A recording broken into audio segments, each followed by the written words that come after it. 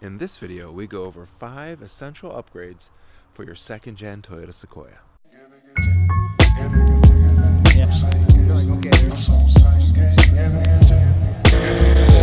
Stop it. We're not saying that on camera. Now you guys might see my second-gen Sequoia behind me here and you're going to think, oh my god, he has a ton of mods, he's going to recommend some stupid overland stuff and I'm not really into overlanding. No, I'm going to recommend 5 mods that's going to help everybody, top to bottom, on second-gen Sequoia ownership no matter what you do with the vehicle. The first upgrade I'm going to recommend are upgrading the headlights. Now you have a couple choices here. The most popular ones are Morimoto or Alpha Rex, but you could do anything you want. The reason why I'm saying you should upgrade the headlights is because one, the factory headlights end up getting a little bit hazy over time and they are not a projector, they're just a regular dispersed beam. If you got the later generation second gen Sequoia, you already have upgraded factory headlights and those things are sick and you could probably ignore this one. But if you have a first gen, second gen Sequoia, or I think before 2015, you're going to want to upgrade those headlights. I have the Alpha Rex ones and I really like them. Yeah, they are a replacement that isn't factory, so you got to do some extra wiring. Yeah, the quality control on the wiring isn't so good, but I can honestly say after 2 years, these lights don't leak. The light output is still incredible. The LEDs around the light still work fantastic, and I still get compliments on them everywhere I go.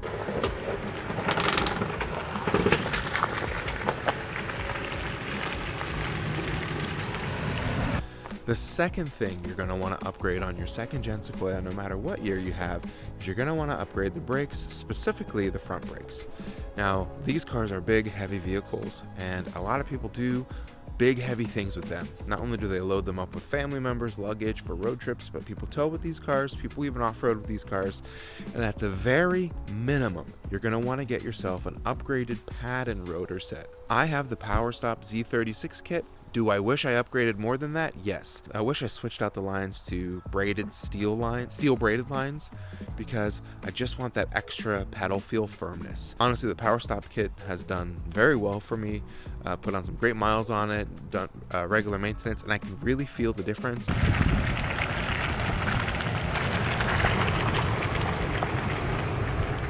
But just to go one step further, highly recommend stainless steel braided lines plus upgraded rotors and pads.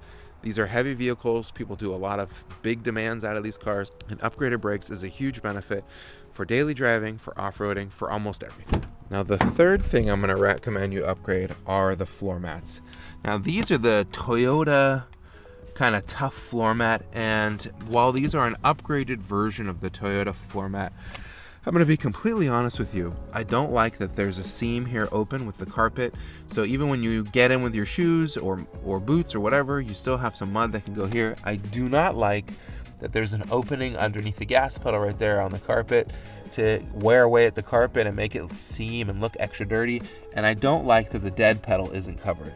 I highly recommend you switch to something like this Husky liner here. As you can see, there's coverage all the way to the door sill. Underneath the gas pedals covered, doesn't impede any of the pushing of the pedals, and you have a tray shape to trap all the dirt.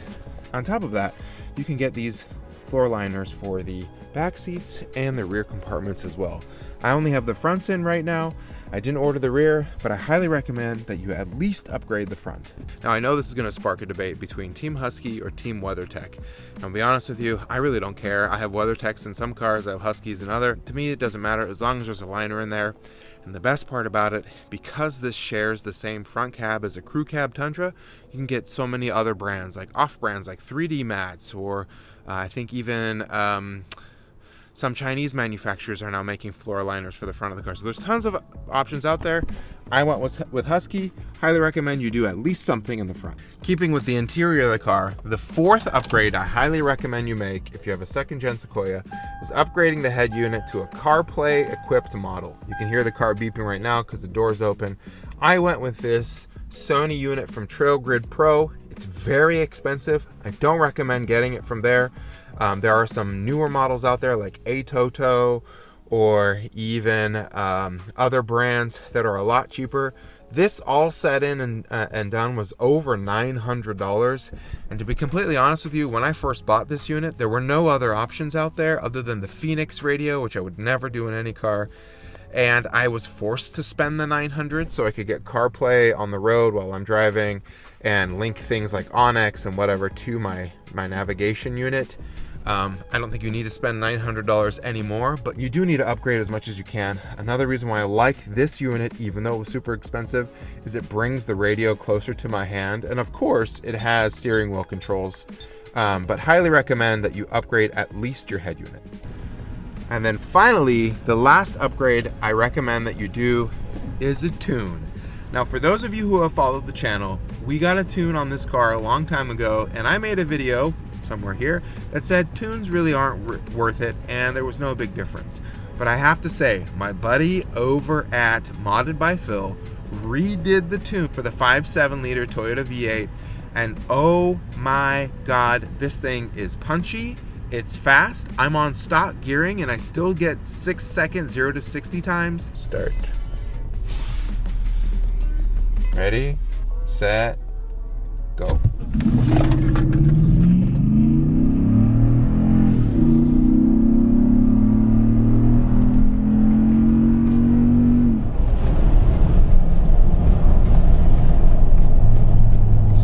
.95 seconds?